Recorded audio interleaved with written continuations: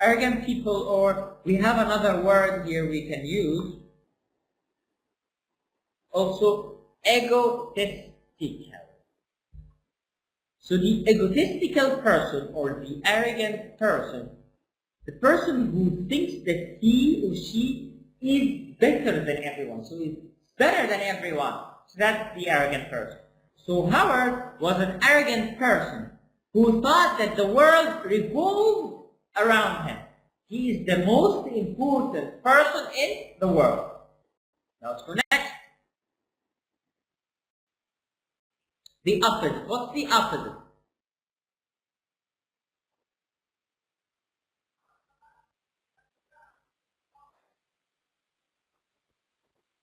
The opposite of arrogant. Okay, so we've talked about some vocabulary. So what are they? We have brave, we have brave. So brave, the opposite of brave is coward or afraid. Now we have arrogant. Arrogant, the opposite is humble or modest. Humble or modest. So we have two words here, humble or modest. Okay? So Suarez lived a very humble and simple life. Now, the arrogant person who thinks that he's better than everyone, humble person who is humble. Humble means like he's not talking about the good things that he's done. Like, for example, let's give this example. Let's say Suarez or a person here, Muhammad. Muhammad is doing lots of Oh, not Muhammad. Let's give another person. Angelina Jolie. So Angelina Jolie is doing a lot of charity. The charity. She's a humble act. Now charity. Let's talk about charity here. What's with charity? Charity is work you do it without money. Work. You work to do it to help people, to help poor people. So this is charity. So charity here means like you do things without expecting money. Okay? So go next. Yeah, another word. Attractive. Attractive. Again, so it's attractive. Attractive. Attractive that you are what? You are an attractive and have beautiful hair. Attractive is for a person, like for example, actors or actresses. They are attractive. We want to look at them. They take our sight, take our attention. That's attractive. Now, let's go for another word. Careful. Careful or cautious person. You need to be careful around dogs. Pay attention. So that's a warning. You need to be careful around dogs. Why? Because dogs might. Yes. Dogs might bite you.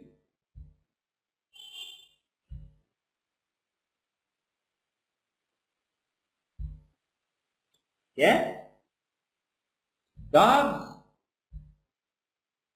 might bite you.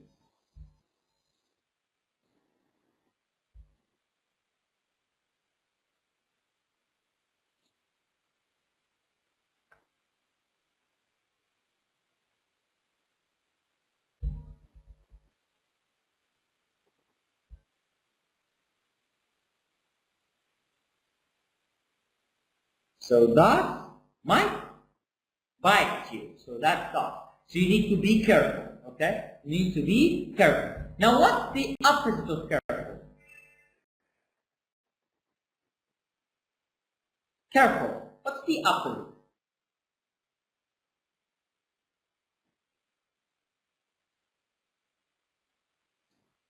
The opposite of careful is? Yes. It's another word. It's careless. The opposite of careful is careless. Again, careless. Now let's watch a video from TED. Like, that person is going to talk about successful people. He's going to talk about how to use your skills to be a successful person. So let's watch this video. So he will talk about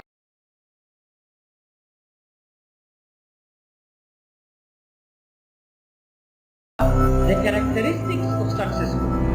Let's watch.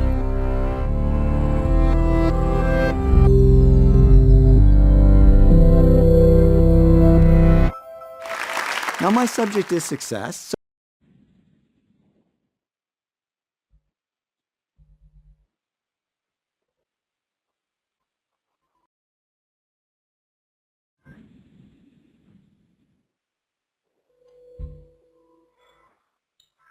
Now my subject is success, so people sometimes call me a motivational speaker. But I want you to know right up front, I'm not a motivational speaker. I couldn't pass the height requirement. And I couldn't motivate anybody. My employees actually call me a demotivational speaker. What I try to be is an informational speaker. I went out and found out some information about success, and I'm just here to pass it on. And my story started over 10 years ago on a plane. I was on my way to the TED conference in California. And in the seat next to me was a teenage girl. She came from a really poor family. She wanted to get somewhere in life. As I tapped away on my computer, she kept asking me questions. Then out of the blue, she asked, "Are you successful?" I said, "No, I'm not successful. Terry Fox, my hero."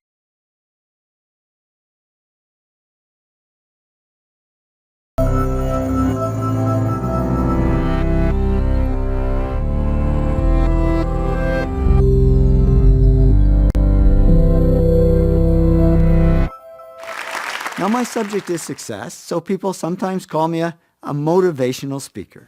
But I want you to know right up front, I'm not a motivational speaker. I couldn't pass the height requirement. And I couldn't motivate anybody. My employees actually call me a demotivational speaker. What I try to be is an informational speaker. I went out and found out some information about success, and I'm just here to pass it on. And my story started over 10 years ago on a plane. I was on my way to the TED conference in California, and in the seat next to me was a teenage girl, and she came from a really poor family, but she wanted to get somewhere in life. And as I tapped away on my computer, she kept asking me questions. Then out of the blue, she asked, "Are you successful?" I said, "No, I'm not successful. Terry Fox, my hero. Now there's a big success. He lost a leg to cancer, then ran thousands of miles and raised millions for cancer research." Or Bill Gates. Guy who owns his own plane, doesn't have to sit next to some kid asking him questions. But then I told her about some of the stuff I'd done. I love communications, and I've won lots of awards in marketing. I love running, and I still sometimes win my age group, old farts over 60. My fastest marathon is 2 hours and 43 minutes to run the 26 miles or 42 kilometers. I've run over 50 marathons on all 7 continents. This was a run my wife and I did up the Inca Trail to Machu Picchu in Peru. And to qualify for the 7 continents, we had to run a marathon in Antarctica. But when we got there, it didn't look nice and calm like this. It looked like this. The waves were so high we couldn't get to shore. So we sailed 200 miles further south to where the seas were calm and ran the entire 26-mile marathon on the boat. 422 laps around the deck of that little boat. My wife and I have also climbed 2 of the world's 7 summits, the highest mountains on each continent. We climbed Aconcagua, the highest mountain on the American continent, and Kilimanjaro, the highest mountain in Africa.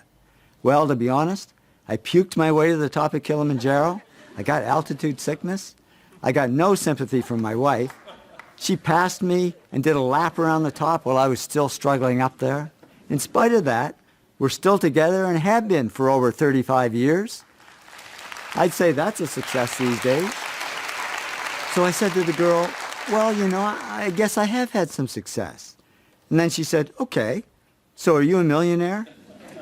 Now, I didn't know what to say, because when I grew up, it was bad manners to talk about money. But I figured I'd better be honest, and I said, "Yeah, I'm a millionaire, but I don't know how it happened. I never went after the money, and it's not that important to me." She said, maybe not to you, but it is to me. I don't want to be poor all my life. I want to get somewhere, but it's never going to happen. I said, well, why not? She said, well, you know, I'm not very smart. I'm not doing great in school. I said, so what? I'm not smart. I barely passed high school. I had absolutely nothing going for me. I was never voted most popular or most likely to succeed. I started a whole new category, most likely to fail. But in the end, I did okay. So if I can do it, you can do it. And then she asked me the big question. Okay, so what really leads to success? I said, geez, sorry, I don't know. I guess somehow I did it. I don't know how I did it. So I get off the plane and go to the TED conference, and I'm standing in a room full of extraordinarily successful people in many fields: business, science, arts, health, technology, the environment. When it hit me, why don't I ask them what helped them succeed and find out what really leads to success for everyone? So I was all excited to get out there and start talking to these great people when the self-doubt set in. I mean, why would people want to talk to me? I'm not a famous journalist. I'm not even a journalist. So I was ready to stop the project before it even began, when who comes walking towards me but Ben Cohen, famous co-founder of Ben & Jerry's Ice Cream. I figured it was now or never. I pushed through the self-doubt, jumped out in front of him and said, Ben, I'm working on this project. I don't even know what to ask you, but can you tell me what helped you succeed? He said, yeah, sure, come on, let's go for a coffee. And over coffee and ice cream, Ben told me his story. Now here we are over 10 years later, and I've interviewed over 500 successful people face-to-face and collected thousands of other success stories. I wanted to find the common factors for success in all fields, so I had to interview people in careers ranging from A to Z.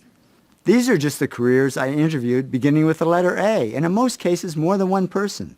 I interviewed 6 successful accountants, 5 corporate auditors, 5 astronauts who had been into space, 4 actors who had won the Academy Award for Best Actor, 3 of the world's top astrophysicists, 6 of the world's leading architects, and, oh yeah, 4 Nobel Prize winners.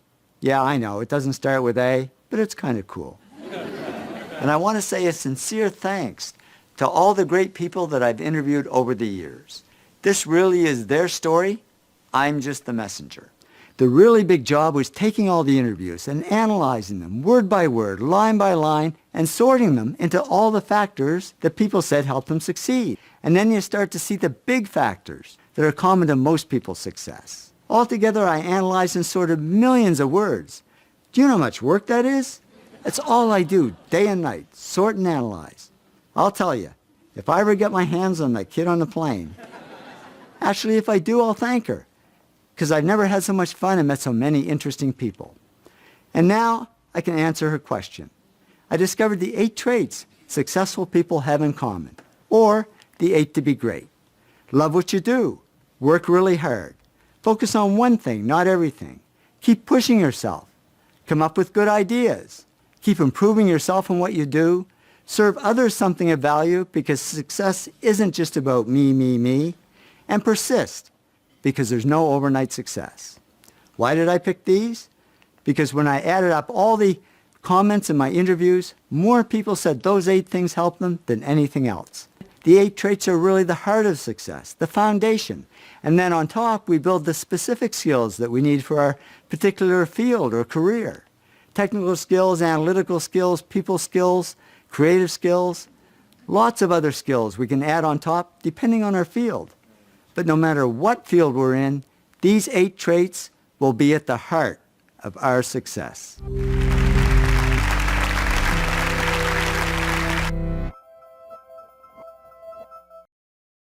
Now, let's try to discuss this video.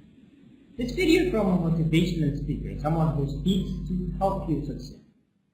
Now, that person, which is like the drone lecture, now, that person was saying something important. What did he say? He said like Mr. Richard said that there are some traits to be successful. By traits, he talked about personality, things related to personality.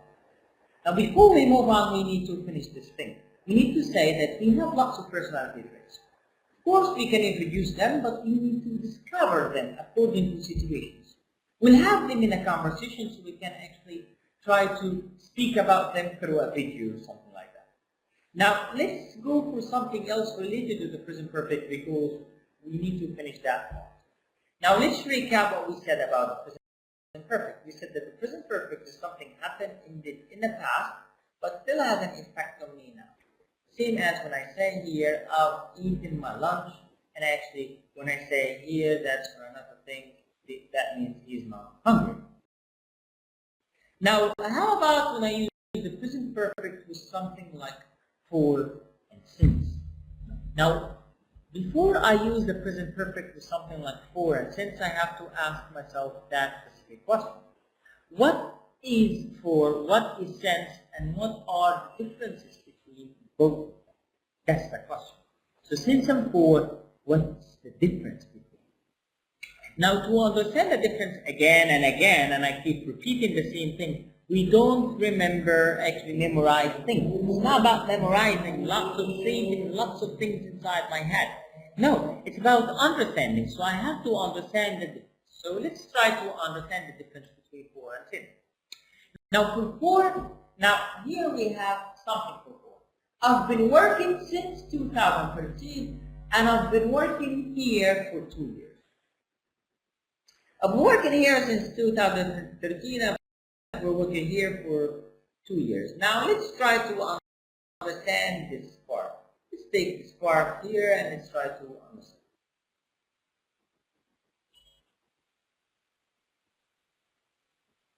Now this is my timeline.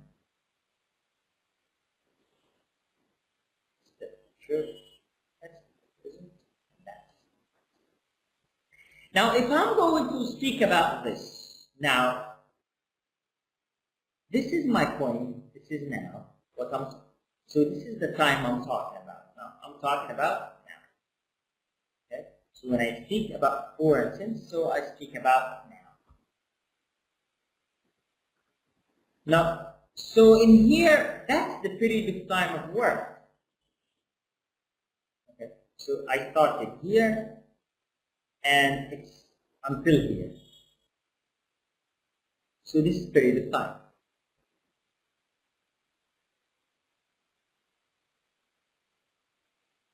Okay?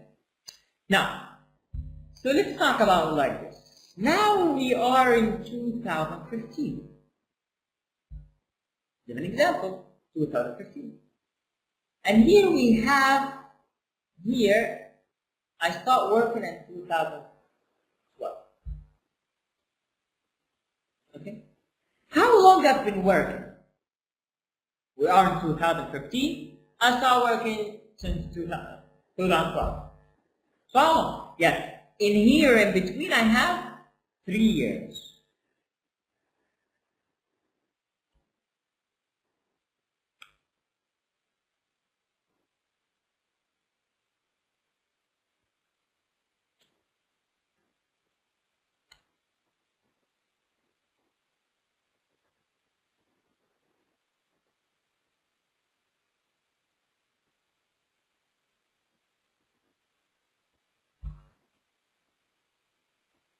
So in between here I have 3 years. 2012 to 2015. So 3 years. So I have two ways of talking about that sentence. I can say I have been working since 2012. Or I've worked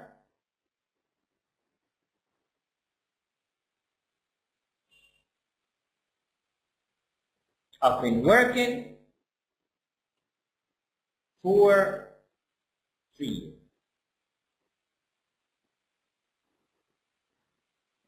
So both of them here, both of them are equal. Okay, both of them are equal. But when I use since here, so if we're talking about that,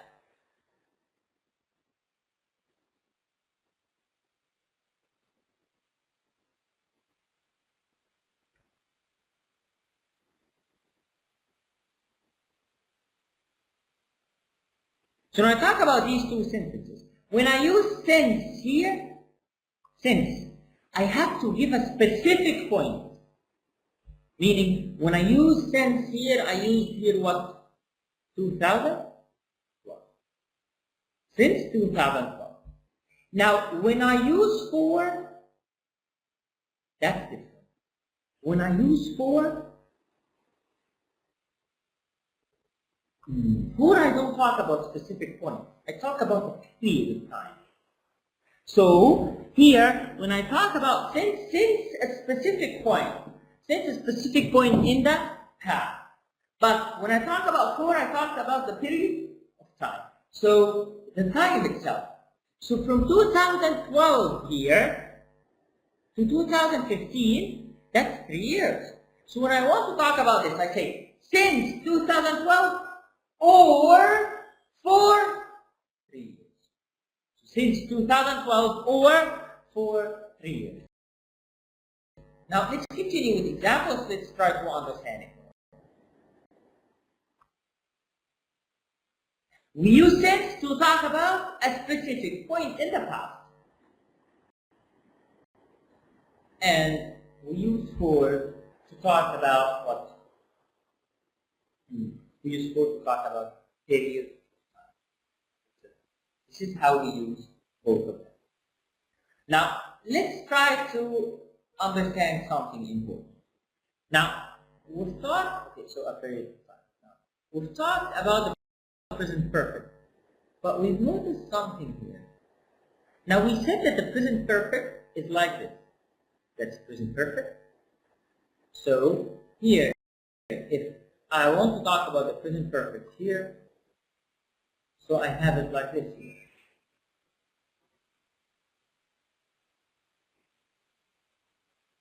I need the eraser.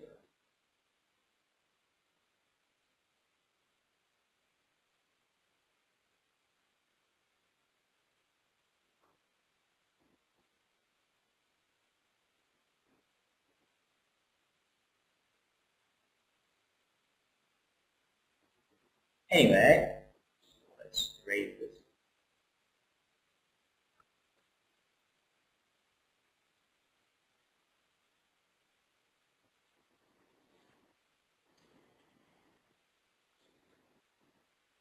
Now we said something, let's say a sentence in the present.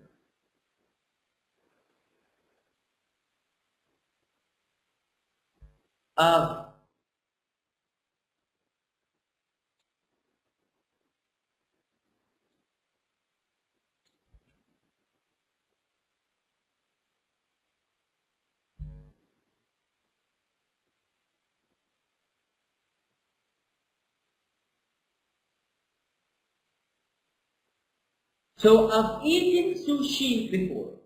Now, so when we said we have present perfect, so should have, yes, an effect. Okay, so it should have an effect. What's the effect here? So the effect that I know.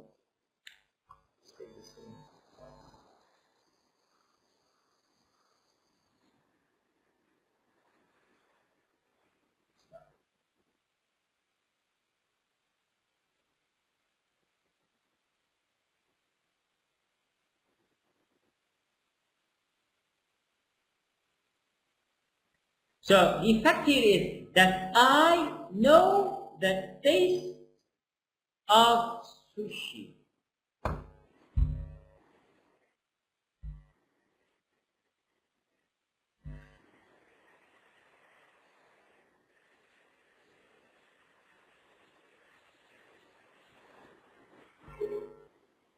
So this is the effect here. I know the taste of sushi. That what will you?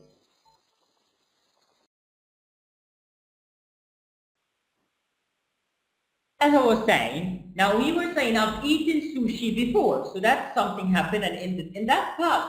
Now what is the effect here? The effect here that I know the taste of sushi. So that's the effect that I have now. Let's say, for example, another sentence. Okay, let's write another sentence. Okay, let's open a new page and write another sentence. I've played football before. So what's the effect here? I know how to play football. Very nice. So that's the thing. So I've played football before. That means I know how to play football. That's the idea here. So the idea here is that I talk about something happened in the past and still has an effect on me now. That's the first case of the present perfect. And that's what we need to talk about. That we have a first case and we have a second case for the present perfect. Now what's the second case? Second case of the present perfect.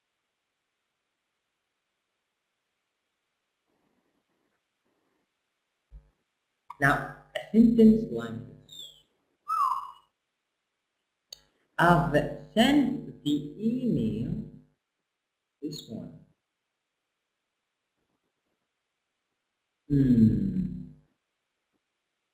What is this?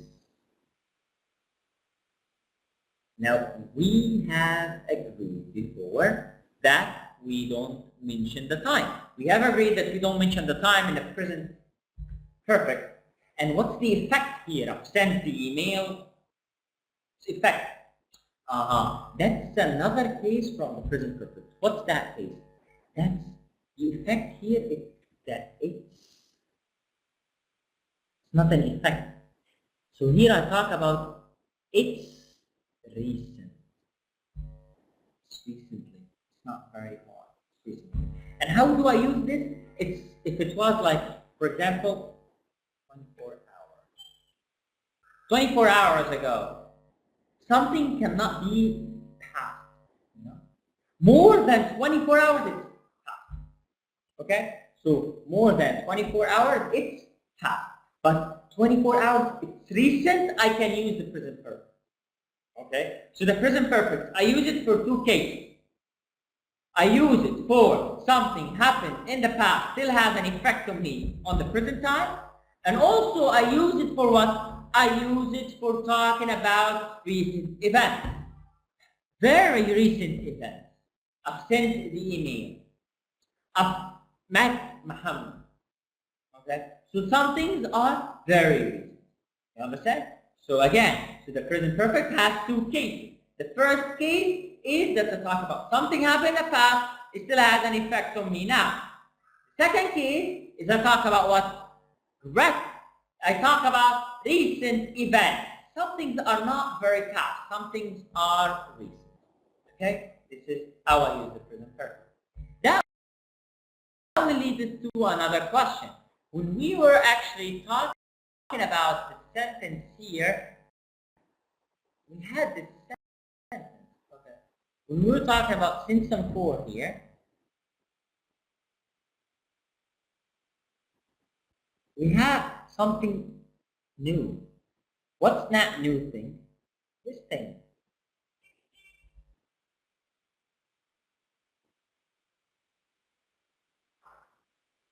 Have been. Both of them are have been. Then we have here working. We have here work.